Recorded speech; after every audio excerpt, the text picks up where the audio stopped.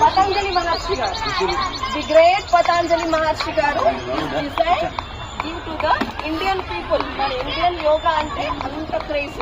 So అంత craze వచ్చిన పతంజలి మహర్షి గారు ఇది మీరు చేయలేదు, నేనే చేయలేదు, మన అమ్మమ్మ చేయలేదు, నానమ్మ చేయలేదు.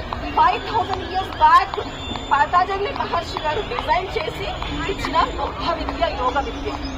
యోగ విద్య అనేది అంత క్రేజ్ అన్నమాట. కానీ మనం ఏం చేస్తున్నాము, యోగా అంటే ఏదో కూర్చొని చేస్తున్నాము, లేకపోతే ఇలా తిప్పేస్తున్నాము, లేకపోతే డాన్స్ వేస్తున్నాము. అది కాదు.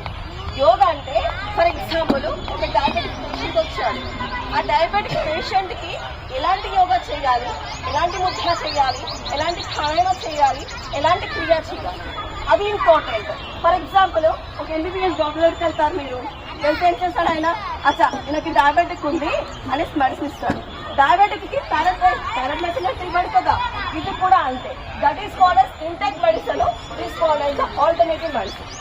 సో కాబట్టి అదే నేను చెప్పేది, మీరందరూ 50+ లో ఉన్నారు కదా అందరూ, రైట్? 40లో ఉన్నారు అనుకోండి, 30లోనే ఉన్నారు, 30+ లోనే ఉన్నాను అనుకోండి. కానీ ఏంటంటే ఆల్టర్నేటివ్ మెడిసిన్ ఫర్ యోగా.